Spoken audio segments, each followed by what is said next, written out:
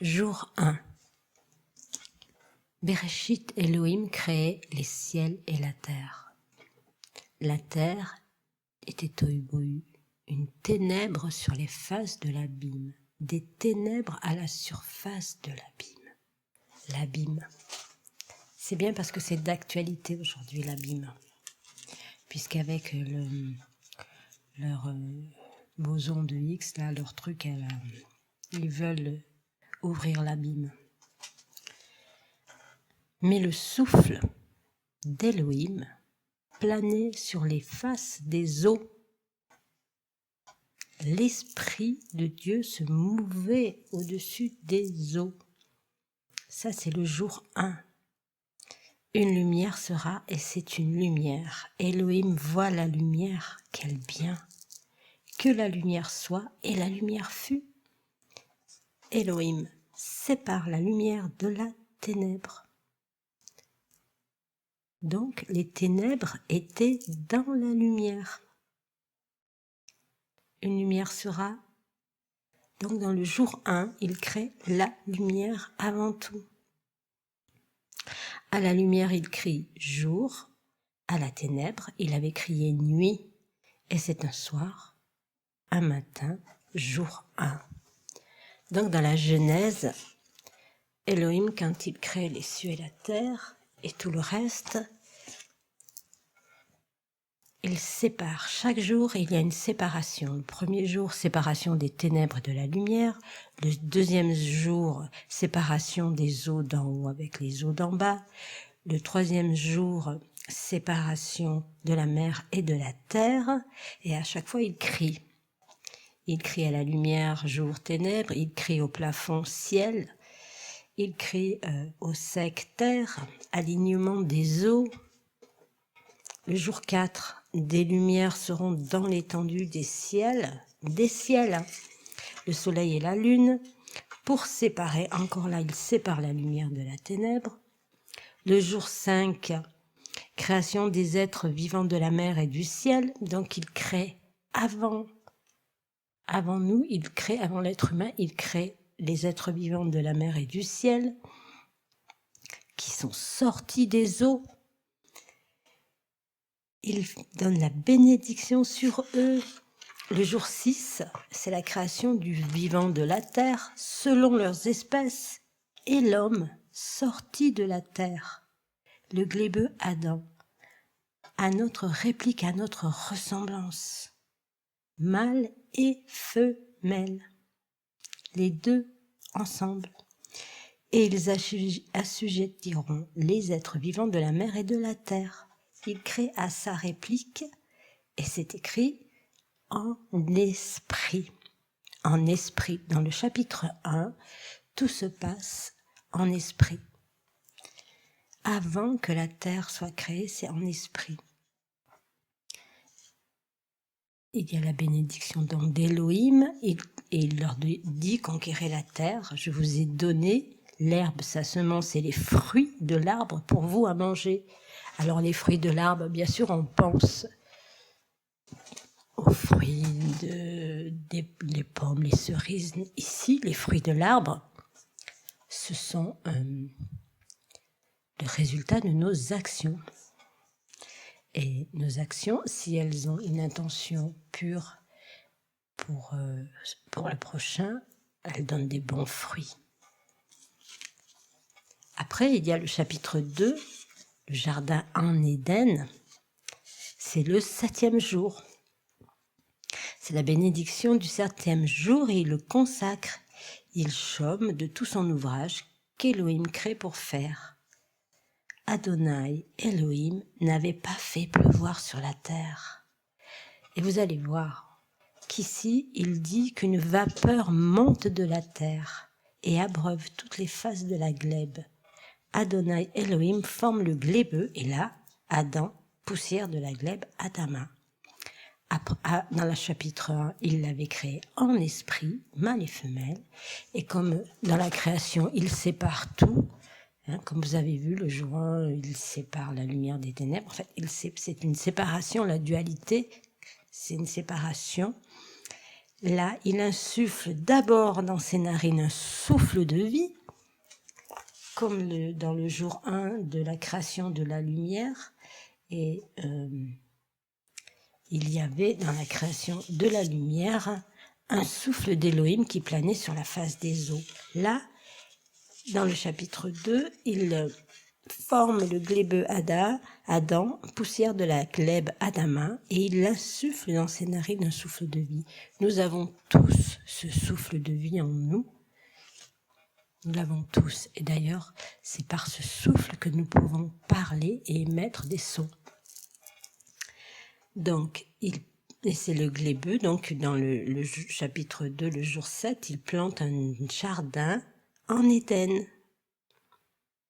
Il plante un jardin en Éden pour mettre Adam. Il fait germer, et le glébeux crie tous les noms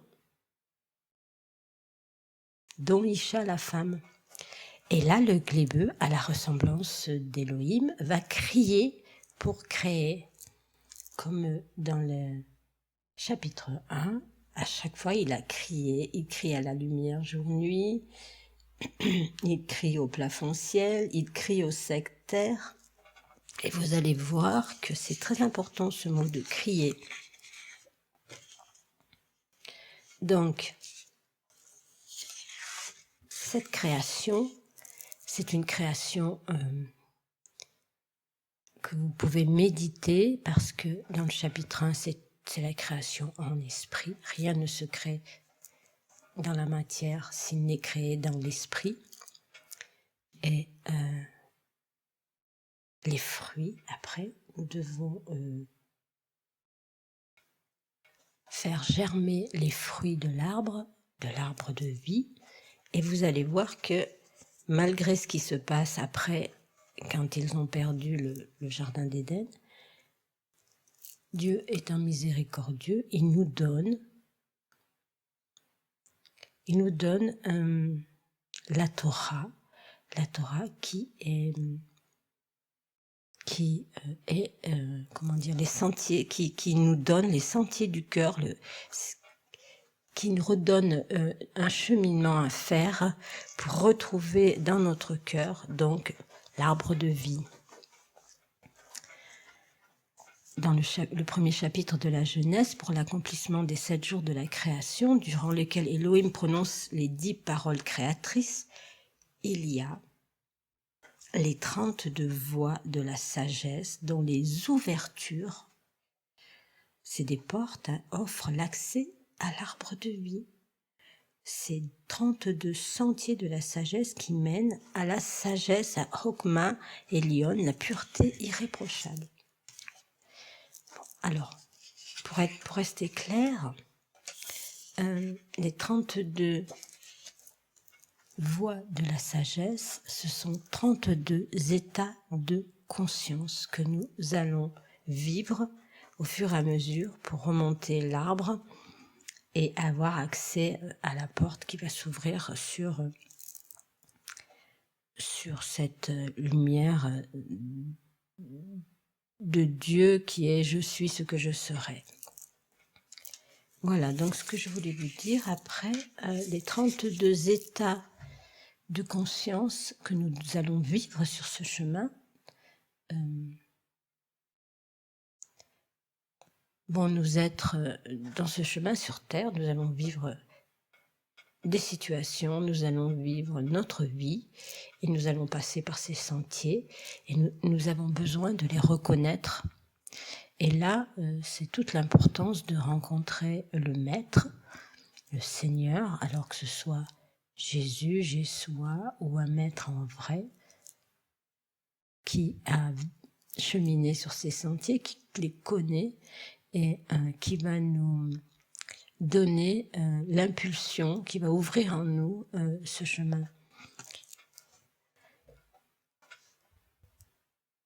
Ces 32 états de sagesse, les 32 voies de la sagesse, ça se chemine dans l'arbre de vie avec les 10 séphiros, Kéter, la couronne qui va créer Hokma, la sagesse, qui va se lier à Bina, l'intelligence. Les deux, Bina, Hokma, les deux liés, les deux vont s'informer l'un l'autre. La sagesse va informer l'intelligence. L'intelligence deviendra intelligente qu'avec la sagesse. Sinon, c'est de l'intellect et ça ne donne aucun fruit. Ensuite, Bina va informer Chesed, qui va se lier à Din, la Gebura Din, donc la miséricorde, avec la justice, la rigueur. L'une ne va pas sans l'autre. Après, il y a Tiferet, qui est Tiferet, qui est le soleil, qui est le cœur crucifié, qui est au milieu de... pas au milieu de l'arbre, mais qui est au milieu de l'arbre, qui lui va informer Nexat et Hod, qui est la victoire avec l'humilité. On peut être victorieux que dans l'humilité. Et après, il y a Chesod. Chesod, c'est le tzaddik, c'est le maître qui va nous informer, qui va introduire dans l'espace-temps la persévérance, qui va nous informer.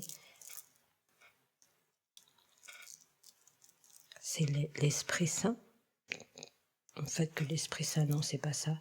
Mais bon, qui va nous informer par l'intermédiaire de l'Esprit Saint, du feu, qui va introduire cette force dans l'espace-temps et qui vont aller dans le récipient Malchut, qui est la Vierge d'Israël, le royaume, le grand récipient.